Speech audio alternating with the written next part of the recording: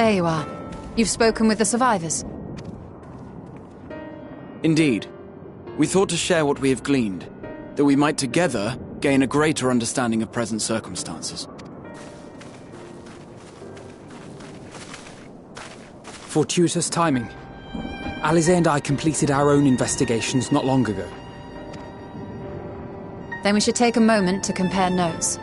Shall we begin with the two of you?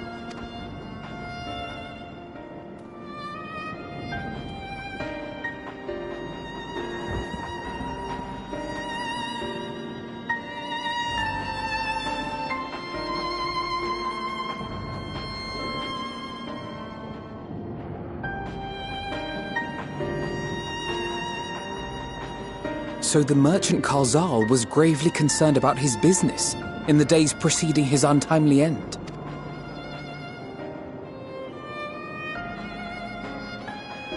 The tales we heard were much the same. The first victims to be changed into blasphemies were all overcome with anguish of one manner or another. Then those who saw their loved ones stolen before their eyes succumbed to a similar panic, setting in motion a chain of transformations. Fear, unease, despair. These negative feelings serve as a catalyst. If so, then it is not unlike the calamity that befell the ancients. With their creation magics, they unwittingly gave form to untold horrors. Had they simply lost control, surely it would have manifested in many forms, not all of them monstrous. Yet somehow, this phenomenon is triggered solely by the darkness in their hearts, a common thread with what we now witness. Common, but not identical. While the beasts the ancients faced were forged with magic alone, those of today are born of sentient beings. Why remains to be seen, but there is one fundamental difference between us and our predecessors. Our souls are sundered, whereas theirs were not. Perhaps that single variable makes all the difference. If I may, there was another detail that troubled me. We have it on good authority that Karzal's transformation took place before the skies began to burn. What? If that's true, then the situation's more dire than we realized. It means even if there's no ominous sign presaging the final days, anyone, anywhere, has the potential to become a beast. Even in lands we thought safe, even as we speak.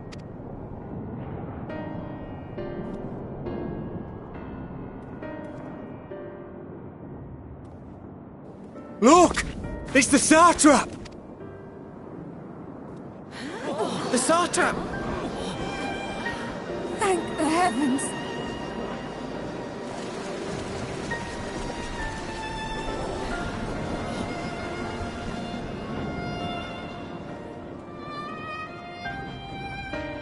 My countrymen, I am relieved and heartened to see you strong and safe.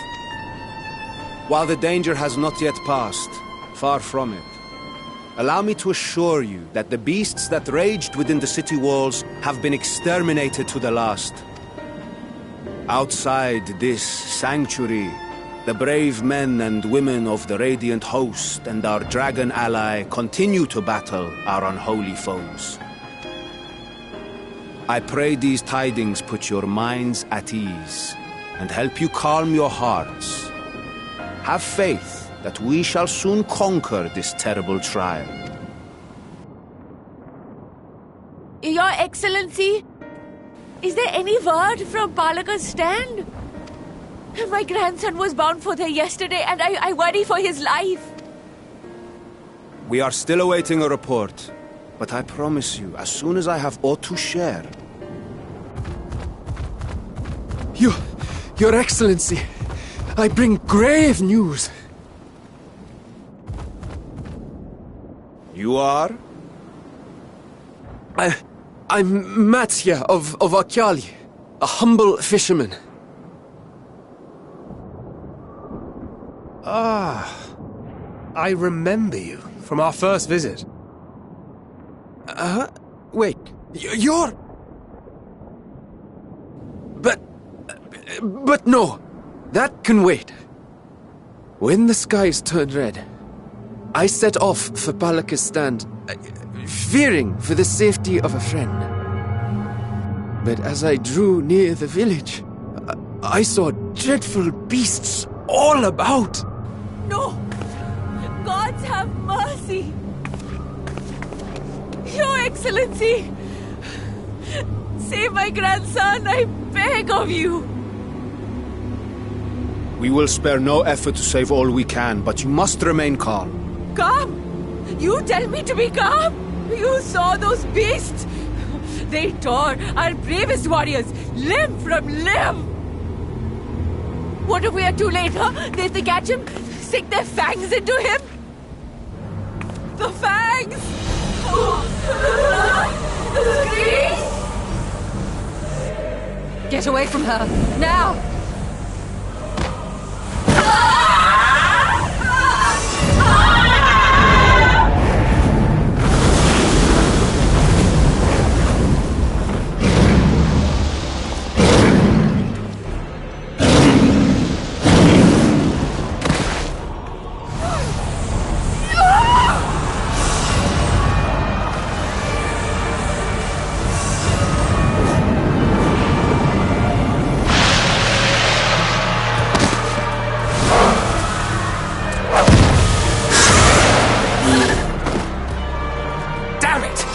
We've got to kill them before it spreads! We'll handle this. See the townspeople to safety.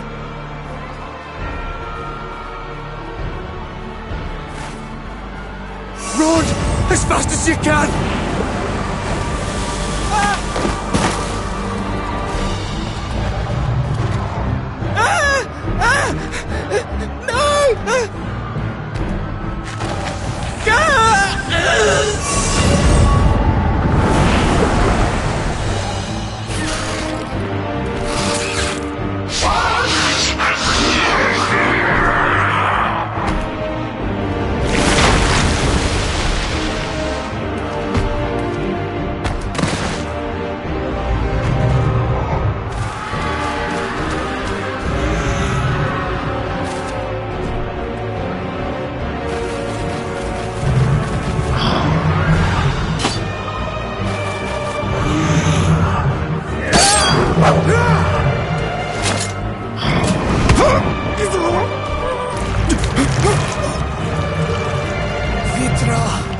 Our people, you must save them.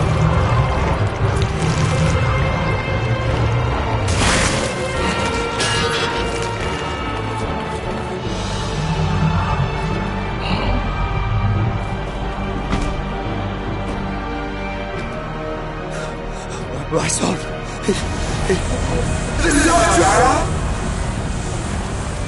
Enough! You must run. For their sake and your own.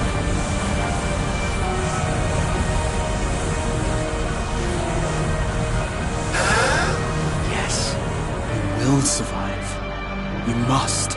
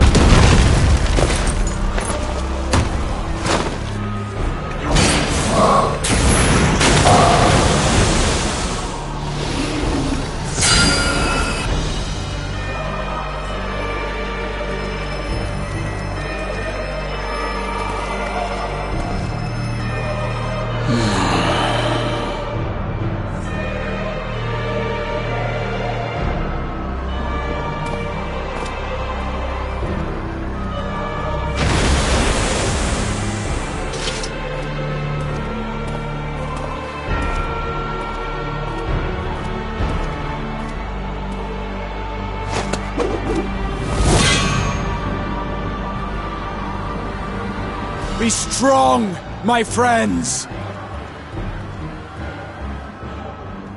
Fear not, for we will defeat these abominations!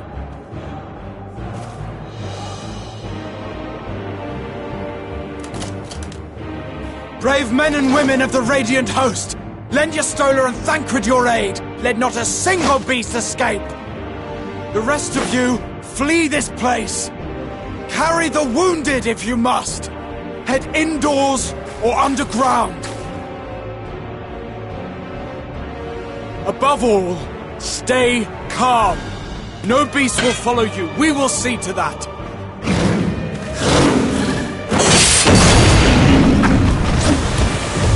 Alphino! Alice! Leave the city to us! And make for Palaka's stand at once! Matya, show my friends to the village! I promise you, they're more capable than the host's finest!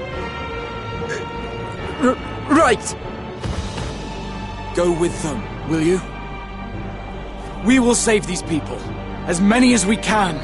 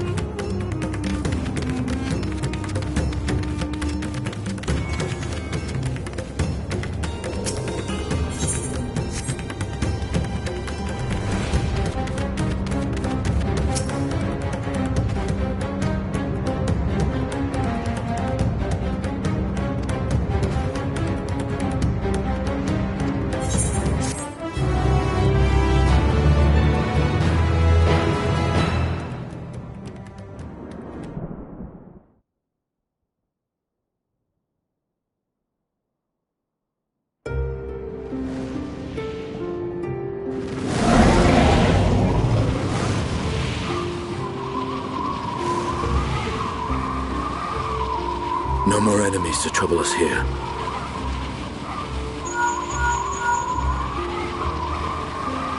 It's me. How fare you below?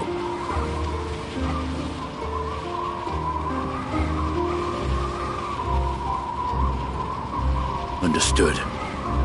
I will inform Vritra.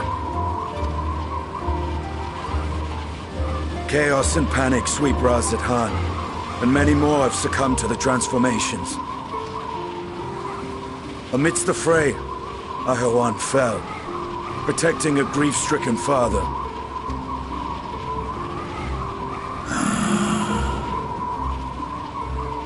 My friends fight alongside your Radiant host to secure the capital. Beasts have been sighted in Palakistan as well. We have divided our forces in hopes of quelling the threat there. Of small solace is that we now know what triggers the transformation. As my companions tell it,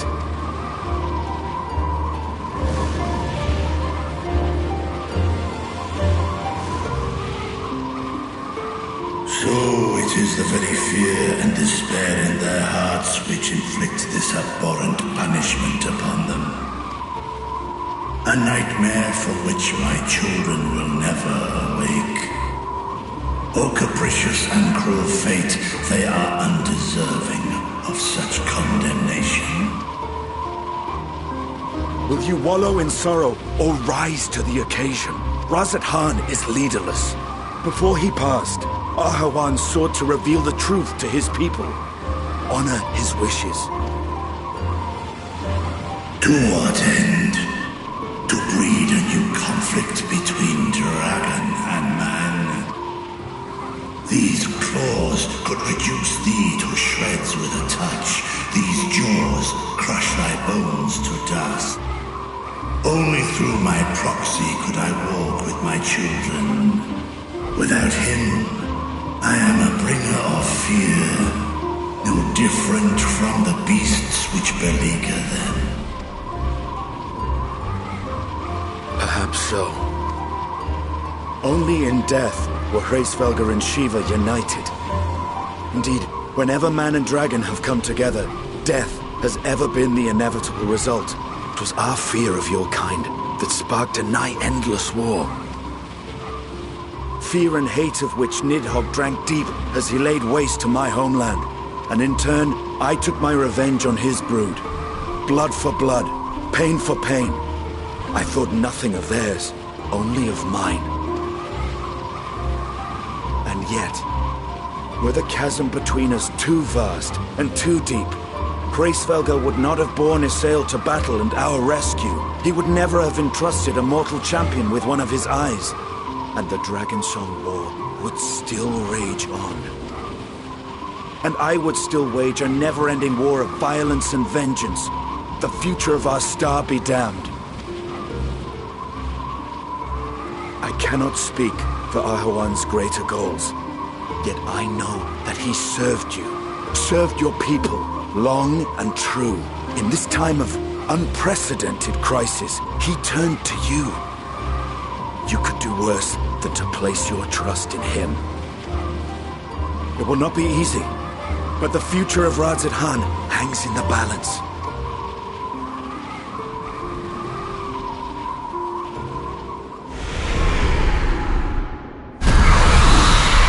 We have company.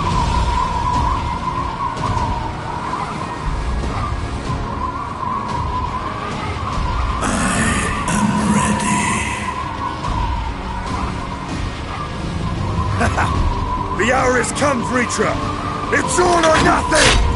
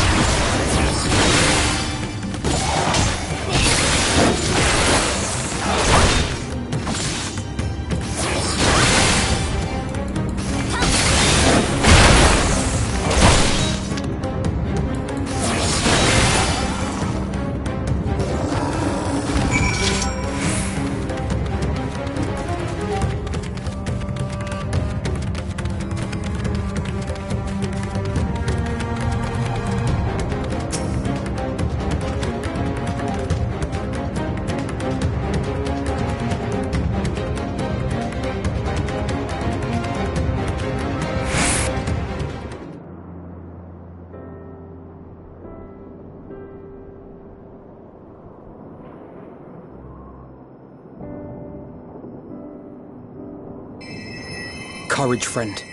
The pain will pass. Has anyone seen Mevan?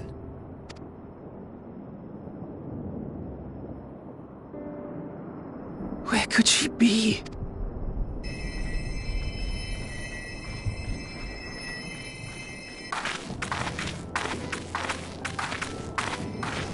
We've dealt with all the blasphemies, and made certain no villagers are still in hiding. Good work. We've otherwise tended to the wounded as best we can. What will become of us? Help is on the way, surely. We may have to abandon our homes now, but we will return, someday. But where can we go? Is anywhere even safe? That I cannot say. Well, I can. Nowhere's safe. Run all you like, but there's no escaping these things. And even if I could, it's too late for my family.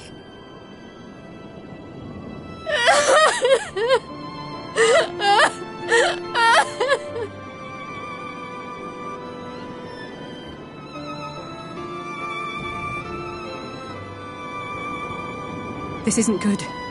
The more they dwell on the tragedy, the more likely we are to lose them too.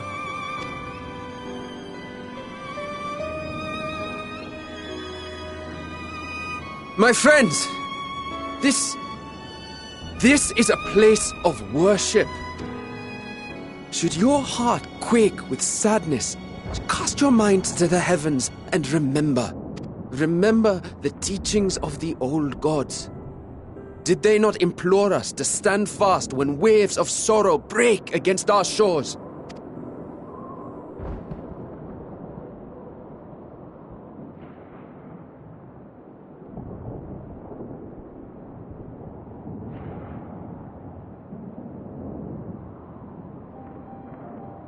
Know this, my children. There is more ugliness than beauty in this world. To live is to suffer. To drink of calamity and drown in anguish. To toil and be tested, always and ever.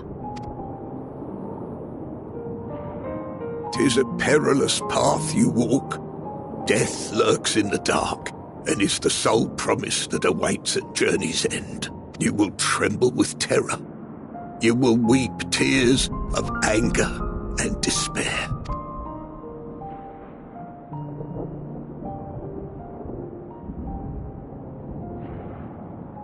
But do not avert your eyes.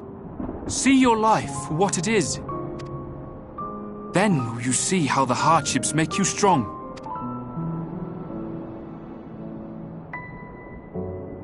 Every doubt reforged as scales for your armour. Every agony to temper your blade.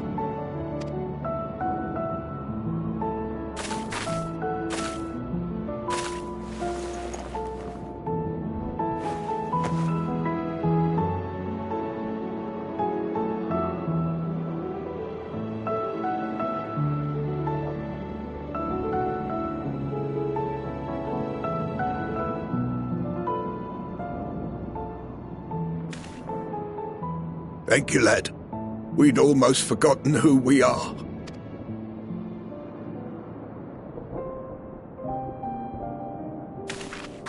My undying gratitude to you as well, my friends. You were searching for Mevan, no? We must return home. I pray you help the boy find his friend. Gladly. We dispatched what beasts we could, but the roads are still dangerous. Stay together and go in safety.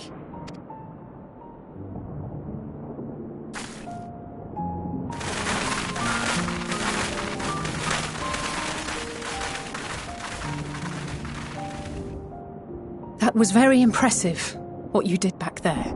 Those words seem to resonate with your people. They should. They were the first spoken unto our ancestors by the divinity of legend. I'm easily upset, and fish are wont to flee a temperamental hand. So I recite the teachings over and over, to calm myself.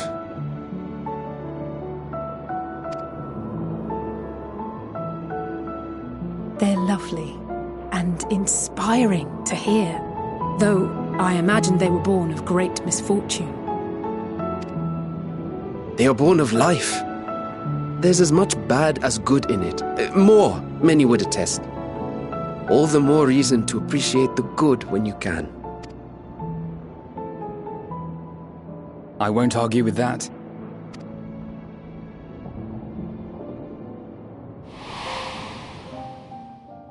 In darkness, seek joy.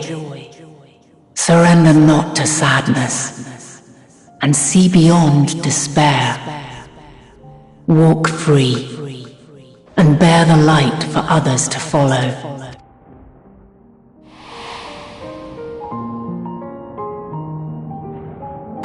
And with that, let us see if we can't find Mervyn.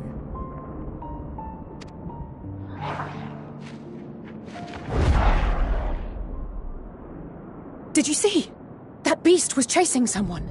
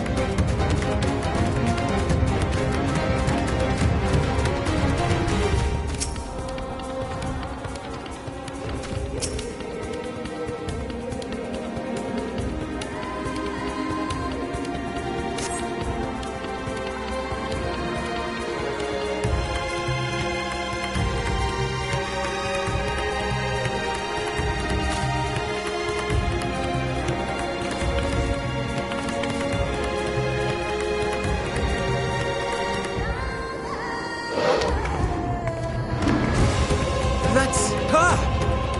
No, I'm sure of it! Mervyn! Don't! Please!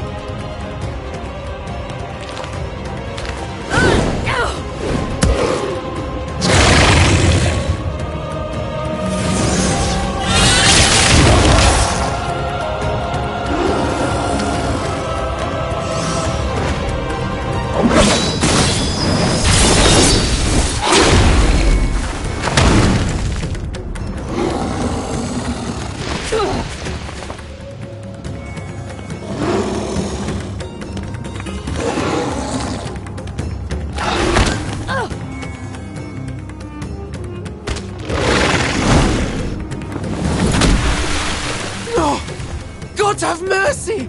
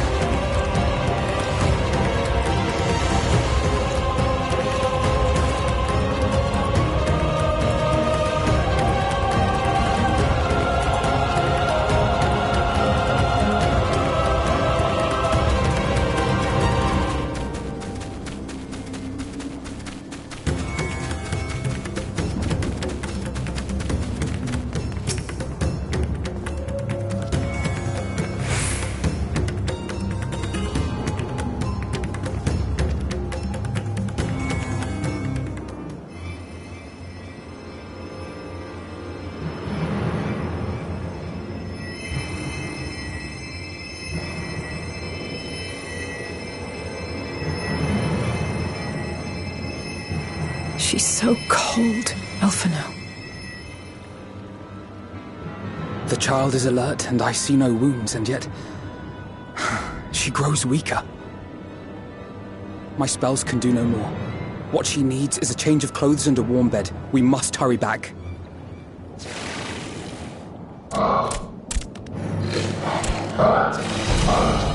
Not now! Matzia, take the child.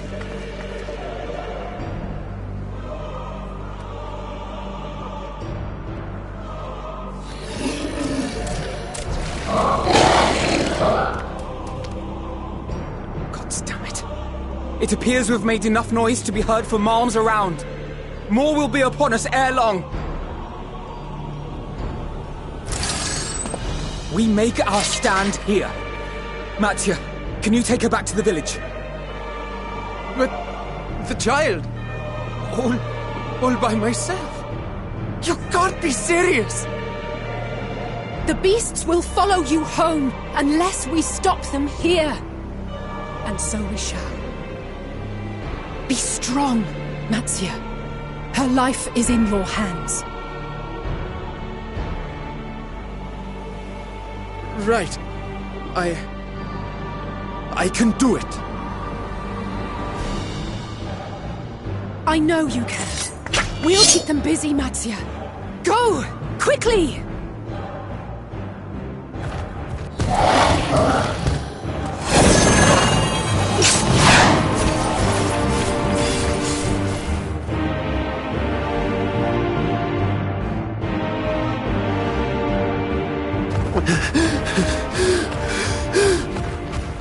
Steady.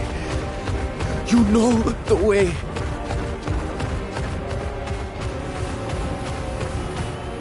No! No! Not you too!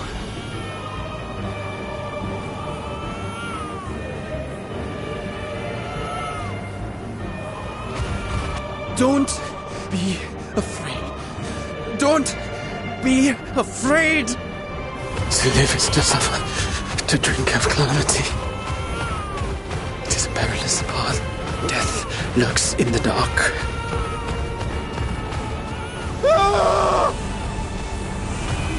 No! I'm not afraid! I'm not afraid!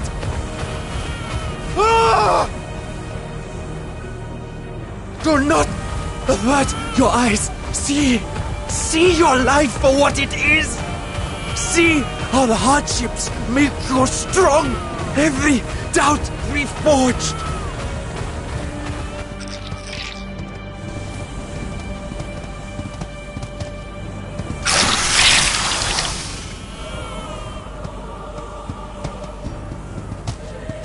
Every agony.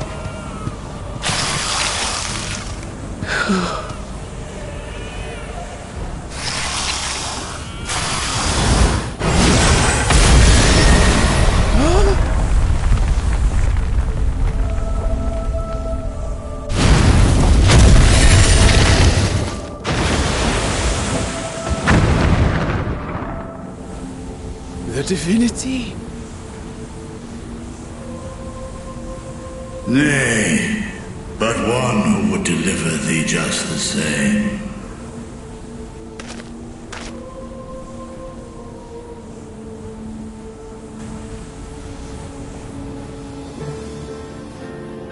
Please.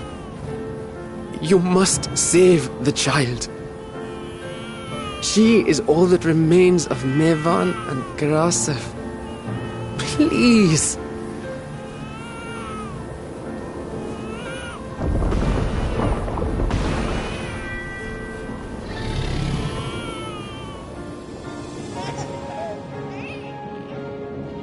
Well.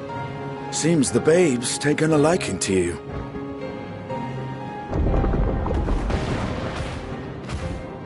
Thou art strong, little one. Let us convey thee to thy home.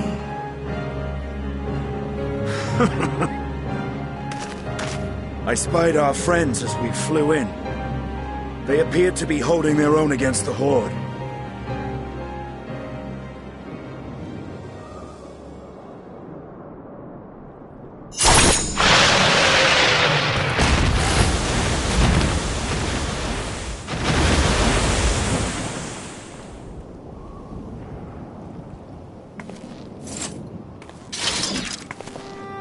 Right. That's the last of them. We should hurry and find Matsia.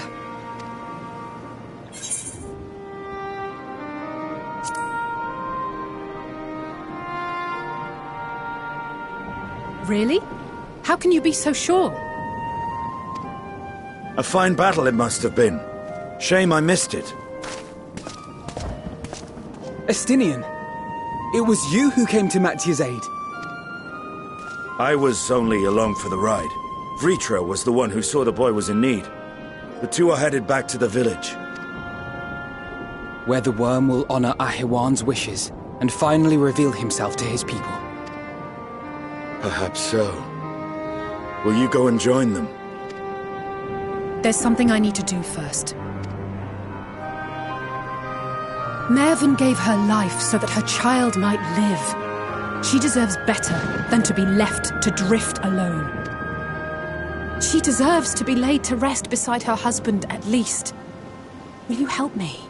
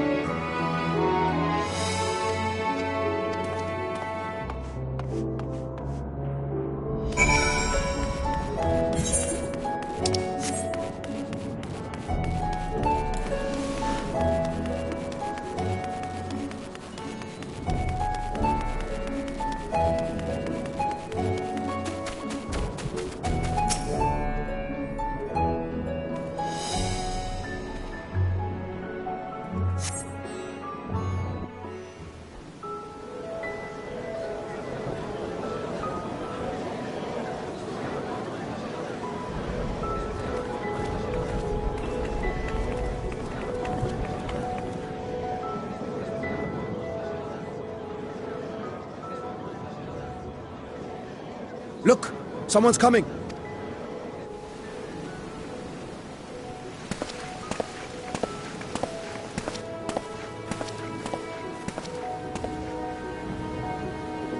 People of Razathan, it warms my heart to see so many brave, resilient souls before me. Today, I would share with you a great revelation. But before I do, I must make a humble request. Do not be alarmed, nor avert your eyes. See the one I unveil for who he is, and know that he means you no harm.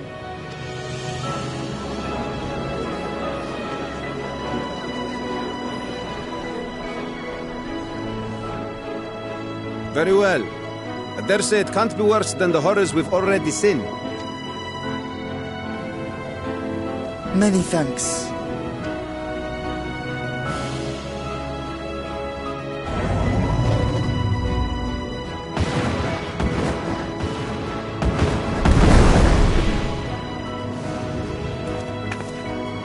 A dragon!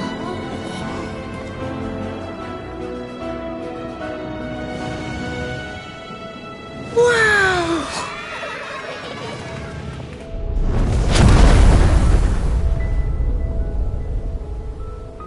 People of Razathan, I am Vritra, and for years uncounted hath this isle served as mine abode.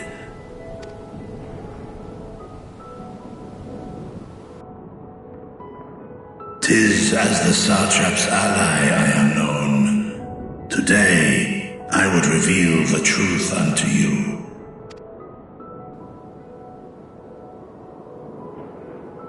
Let us hope they accept him.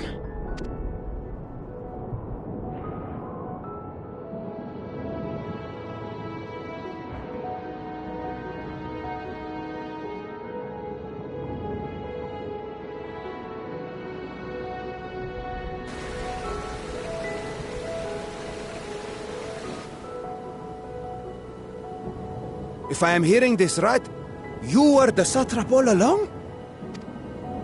Vashan! I mean, Master Vitra, does your divine eye really see all? Nay, child. While mine eye hath borne witness to the whole of our nation's history, to its future I am blind as thee. Countrymen, calamity the likes of which we have never known is come to Ffxiv, our home. Friends and loved ones have been taken from us. I, too, have lost my closest confidant. Ahawan loved this land and served it with dignity till his dying breath. A nobler satrap there will never be. For so long, I lacked the courage to face you. I will not easily earn your trust, this I know. And yet, I cannot sit idly by and abandon Razathan to her fate. A font of boundless vibrancy, this jewel of the ocean. Since time immemorial hath she glittered with every color imaginable. To this dragon, slumbering in his dark lair, 'twas a mesmerizing sight, and one that brought no end of joy to my heart. This calamity hath stolen too much from you already. Yet so long as you live, the light of Razathan will never be extinguished. I pray you let me watch over it, over you, and lend me your strength that we might face this trial and those to come as one. I do not know you, dragon, But I thank you for speaking the truth to us. As divinities, both Manusha and Riga once joined together. So too do I believe that hand in hand, we can overcome this ordeal and welcome an era of peace.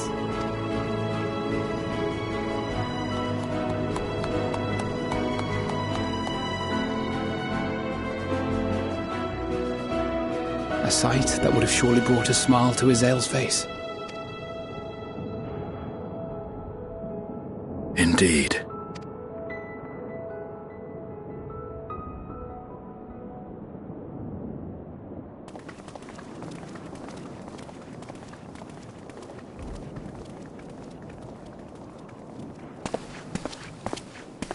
Excuse me, but I must speak with the Satrap at once. Father!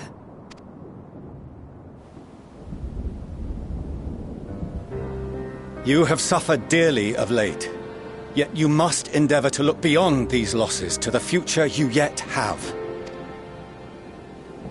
On behalf of the Forum of Sharlayan, I come with a proposal by which you, the people of Radzat-Han, might be saved. I say again, I must speak with your Satrap. I beseech you, take me to him with all possible haste. I am Satrap here. Speak thy proposal. All present shall hear and judge.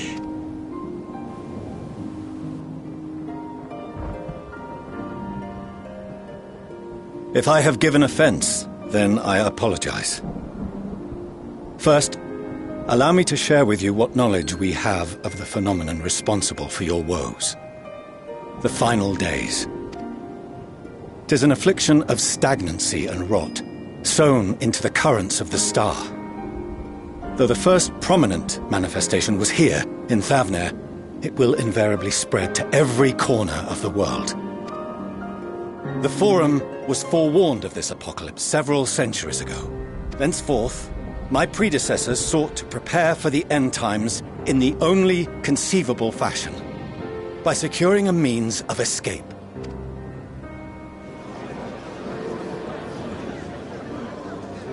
Escape the star? What madness is this? 'Tis by no means madness. With the coming of the 7th umbral calamity, the true nature of the Red Moon, Dalamud, was revealed. That it was an artificial construct of ancient Alag. But what of the Silver Moon? This celestial satellite is yet another technological marvel fashioned and maintained by ancient allies. A ship that will sail the heavens and deliver our people from destruction. And by our people, I speak not only of Sharlayan. We mean to save every man, woman, and child it is within our power to save. Including you, our dear friends of Radzat-Han. Recent events necessitate adjustments be made, and quickly, but we can and will escort you safely to the moon.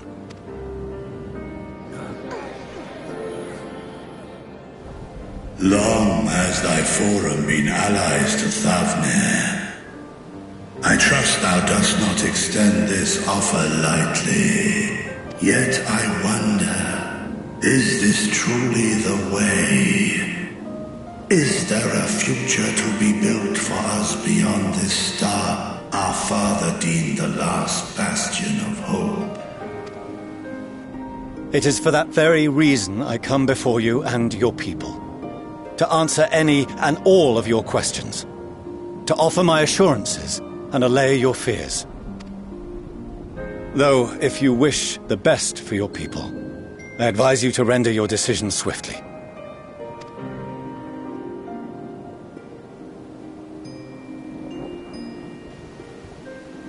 Show our friends to Megaduta. They are to be received as honored guests.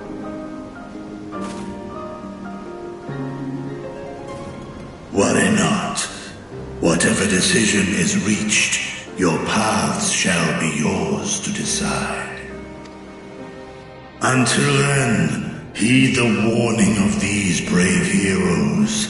Guard your hearts against fear and despair, for it is within such fertile soil that the seeds of blasphemy find purchase. Remain calm and attend to your daily tasks. I shall return anon. We'll do as you say, Master Vitra. We believe in you.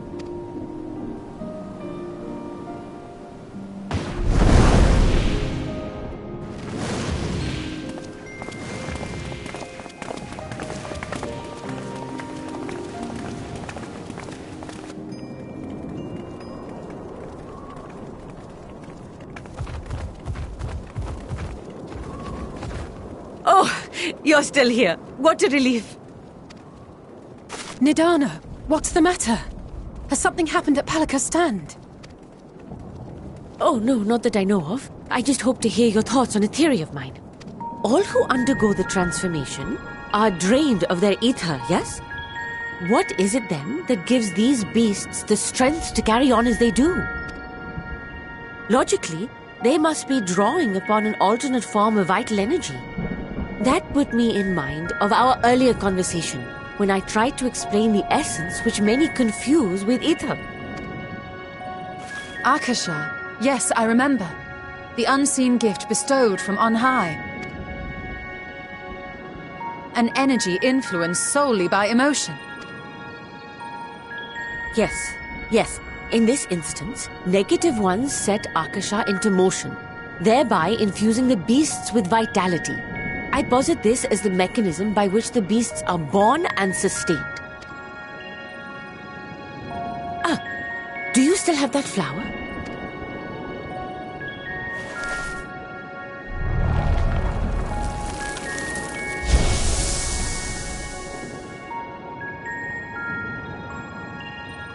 If we accept that it once shone bright by drawing upon Akasha, influenced by the thoughts of those nearby, then fear, terror, despair, negative emotions so powerful as to suffocate it, permeated the air in this place.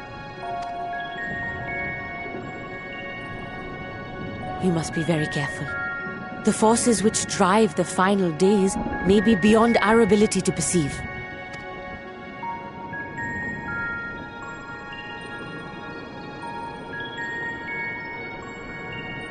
Sorry, I didn't mean to scare you like that. At any rate, I will continue my research into Akasha. Do temper your expectations, however. There are sadly few detailed studies upon which I may draw. Formulating a new theory as you have is itself no small feat. I wish you well in your endeavors, and pray you take care. Thank you. You stay safe as well, yes? Till next we meet. And we will meet again.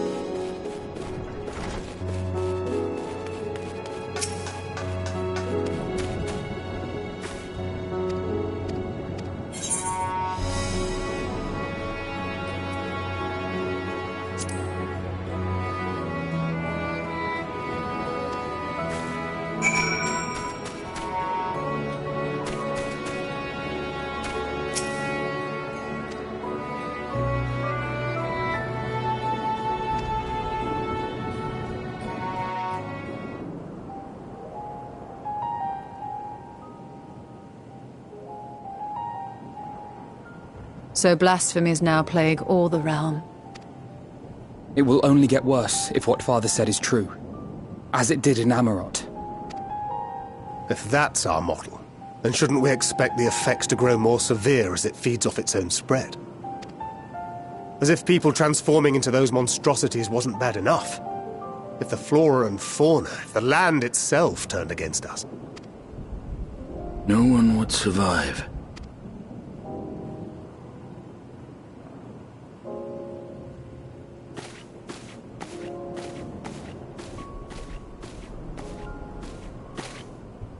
Here's your order, friend.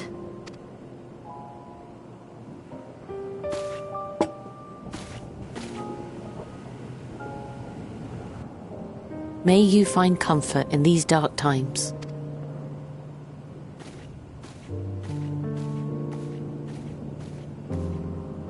Where do we go from here? If there's one thing we've learned, fighting blindly and simply reacting to what comes will accomplish nothing. We must find a solution that addresses the fundamental cause. Before our strength is exhausted, before this crisis spirals out of control. Is there something, anything we've overlooked? If there is an answer, Hydaelyn herself will have it.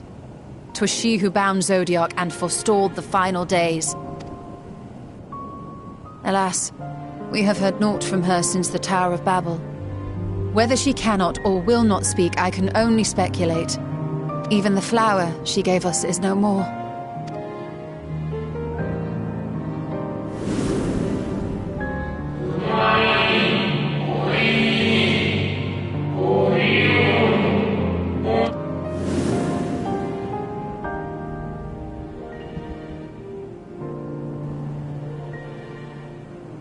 So advised the Watcher. But what could be the significance of that name? It is entirely unfamiliar to me. To me as well. It meant something to the ancients, though. In our time. Most surely. Yet I do not recall a single mention of it in the records of Anida. Another dead end. And quite literally. It's not as if there are any ancients living we could go and ask. Not alive as such, but not quite dead.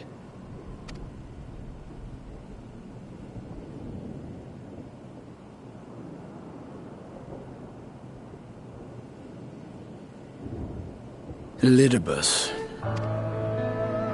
I sealed him in the White Horus site at the Crystal Tower back on the first. Contained within that reservoir of ether that maintains it, ether that is returned little by little to the sea. Naught may remain of his soul. However, if part of it lingers, we might be able to speak with him there. I know we can no longer make that journey, but you, my friend, still can.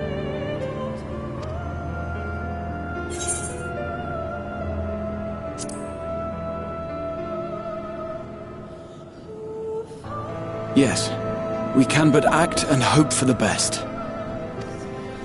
If nothing else, should we learn the first is safe, we'll have that much more reason to keep fighting the good fight.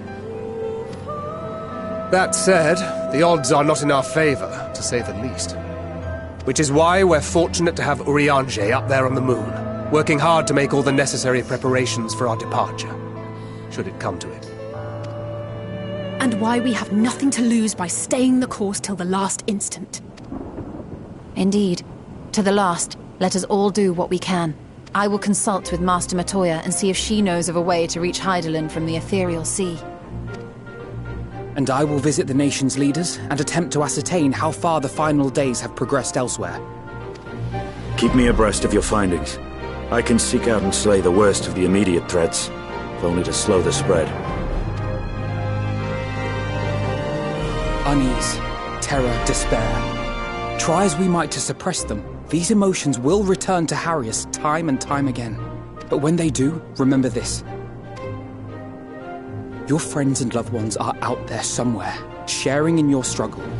You are not alone.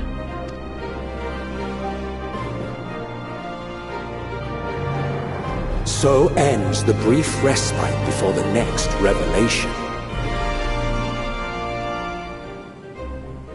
Yes, so much left for you to see. Where beginning ends, and end begins.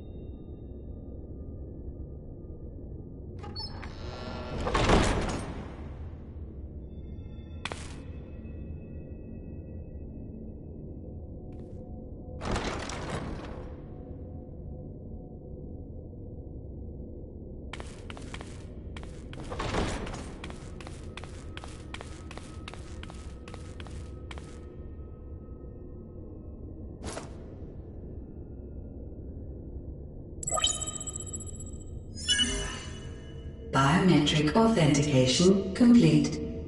Please state your business.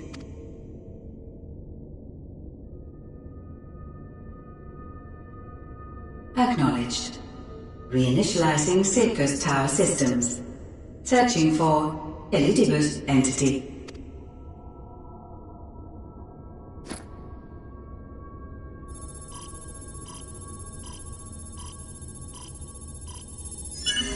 Target located in subterranean core power accumulator. Projecting image.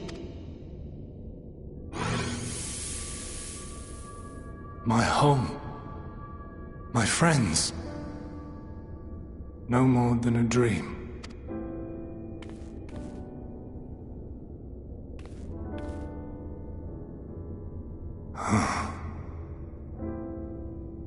You. Why have you awakened me? I no longer sense those places beyond, or Lord Zodiac. You must explain all.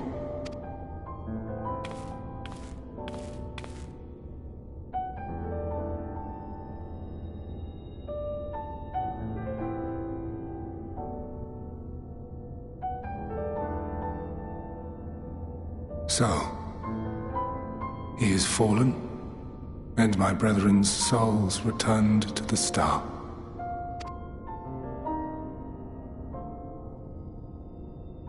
The doom we sacrificed so much to prevent is come again. Old burdens now yours to bear. But if this is Fandaniel's design, then I, as Elidibus, have a duty to fulfill. Your unsolicited act has restored to me some few memories of the Convocation. Such knowledge as I have, I will share.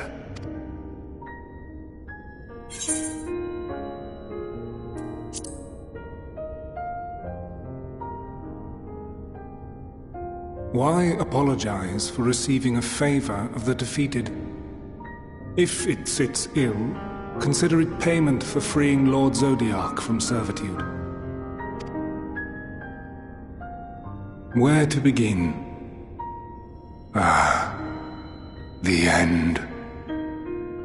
Your understanding of what caused the final days is consistent with our own. The decay first took root where the currents were weakest. Yes, a conclusion drawn by him. Fandaniel. Not the him of here and now, but as I knew him. Long, long ago. Having shed light upon the phenomenon, he dedicated himself to devising a countermeasure. Were it not for his knowledge of the Celestial, we would never have made the connection, and thence forestalled the final days. And though he inherited that noble soul, how different this last incarnation, so consumed by self-loathing and hate.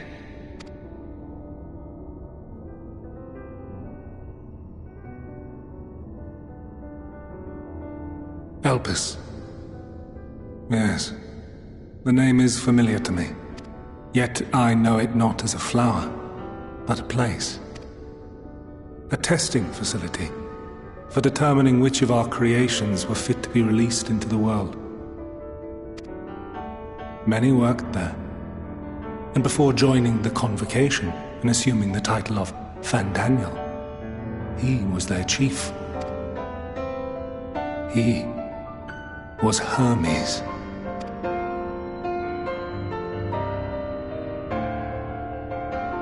That is all I know. The crystals tell little of the lives the 14 led prior to their induction. Elpis itself would tell even less. Nary a ruin has survived.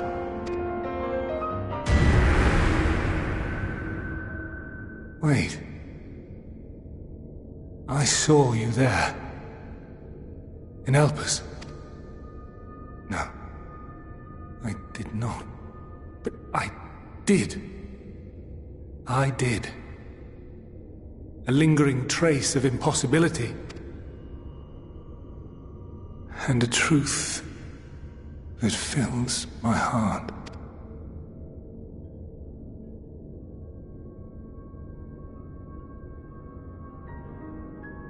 My memories remain clouded, I fear.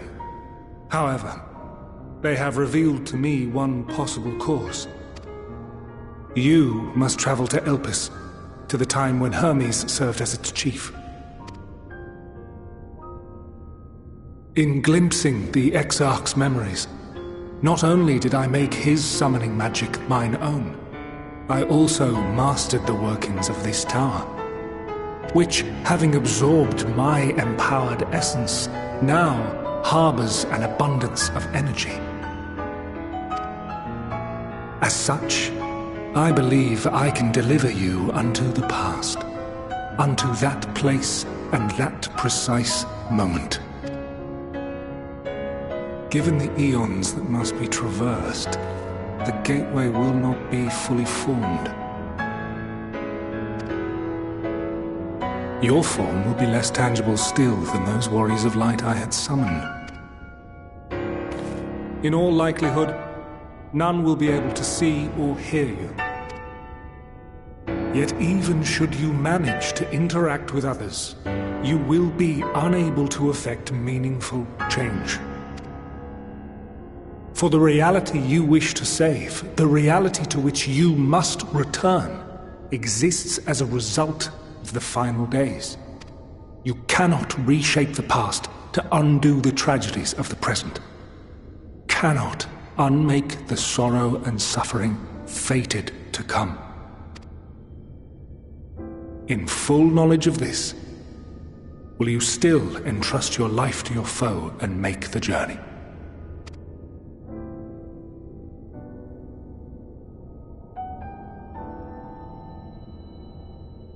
Very well. I shall cast you unto the river of time. Let this be my final act. You must input the commands. I no longer have the authority.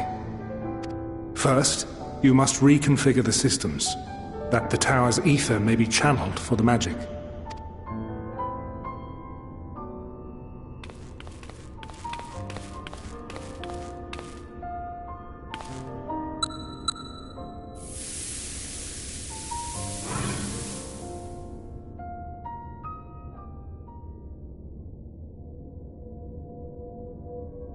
The preparations are complete.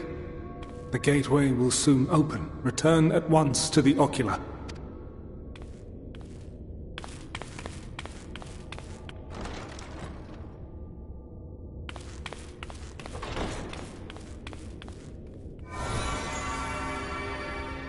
All appears to be in order. The ether flows unimpeded. The magic should consume every last mote of my essence. Why are you surprised? Did I not say that this will be my final act? Lord Zodiac is no more. There is nothing for me here. The ones I love and long to see again are waiting in that promised land, beyond memory and dream.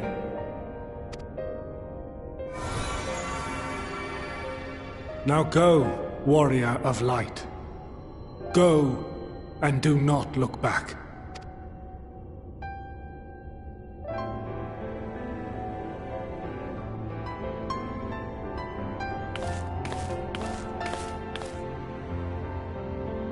Well, Hydaelyn, I take my leave of you. Yours is the mantle of the last of us. May you have the joy of it, the burden, and the solitude. It falls to you now. You and your champion to save our star.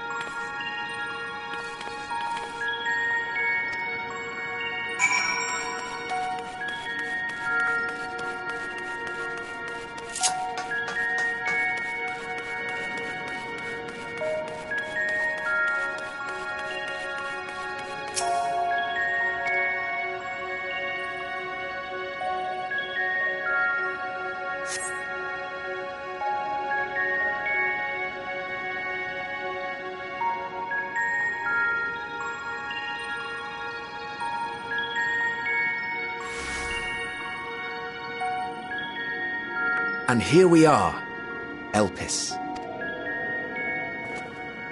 Well, well, how rare to receive you in person. To what do we owe the honor? Oh, just a few odd tasks. We'll be here a while. You're welcome to stay as long as you see fit, of course. As a matter of procedure, however, I must ask that you kindly remove your masks.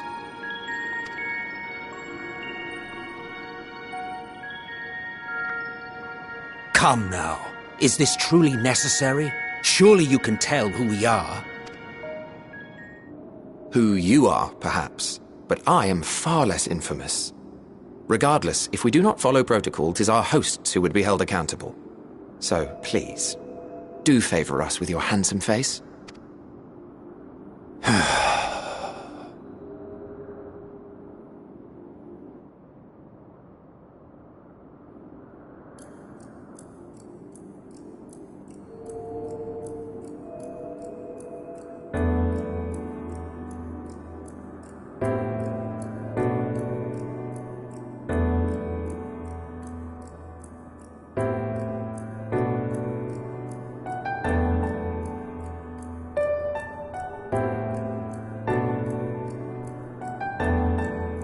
Satisfied?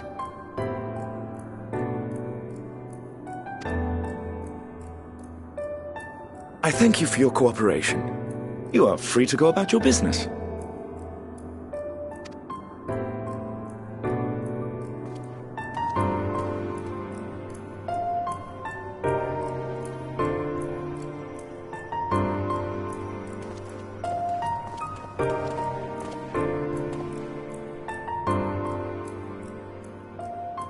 By the by, you see it too, yes?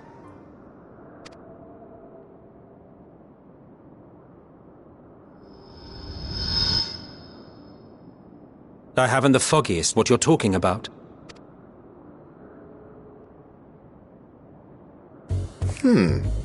That's odd.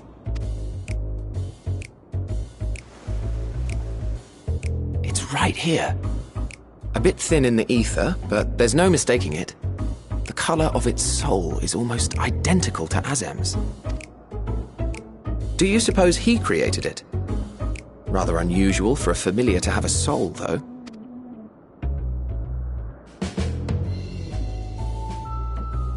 Don't ask me. All I know is that it's trouble. Doubly so if it's his spitting image. So let's leave it be. Come now.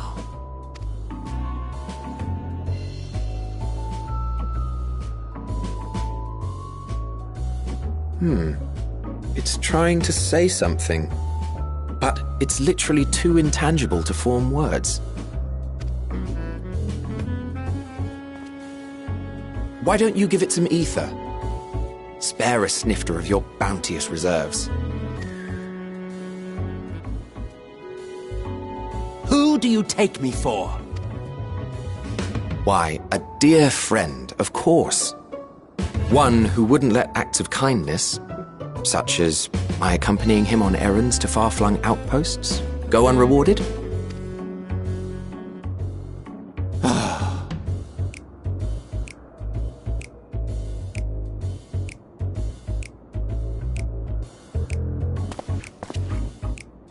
I suggest you close your eyes, or this may be unpleasant.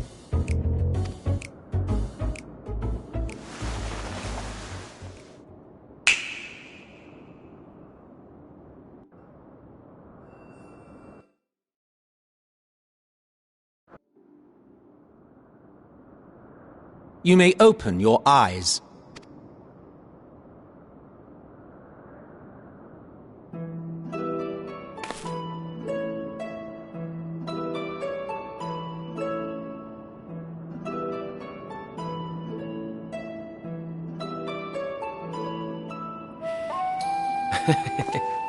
Still a touch small, don't you think?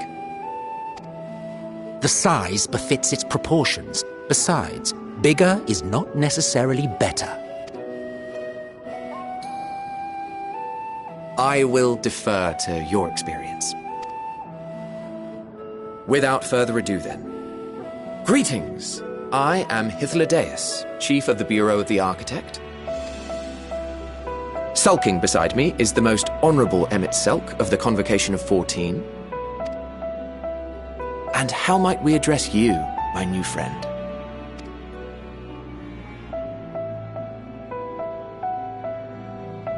A fine name, and I'm pleased to see you understand our words. So, tell us, whence have you come? The thinness of your essence suggests you weren't created here.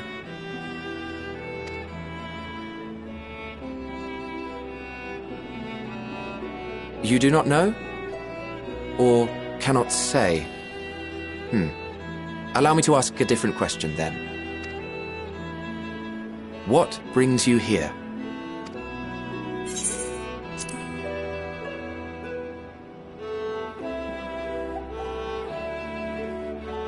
Well now, the same as us. Perhaps Azim wished to come too, but had to settle for a familiar. If he truly wished to be here, then he would be. Right you are. My apologies if we've given offense. The two of us can discern the color of souls, you see, and yours happens to resemble that of a friend.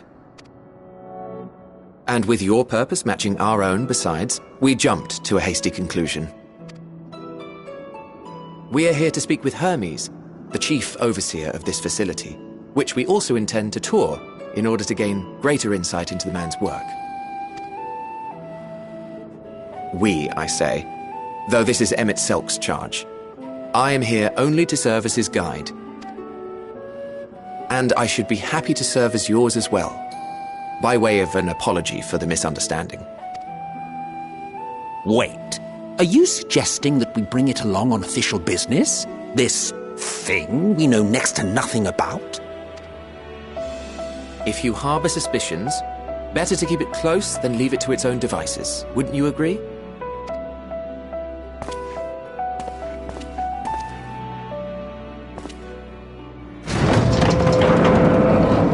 Besides, having a mysterious life form in tow is the norm rather than the exception here.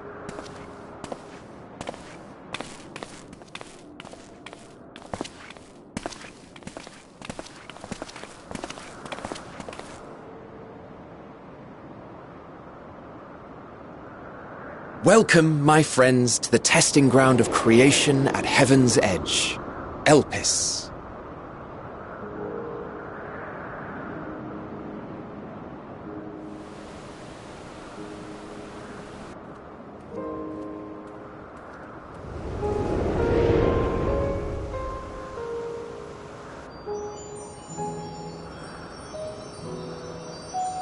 This presence.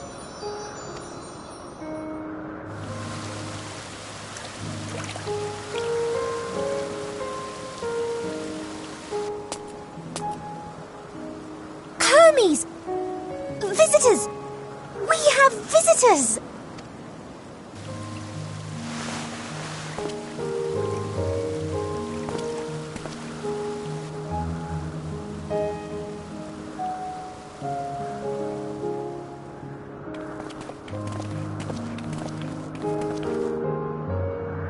What secrets are you hiding, I wonder?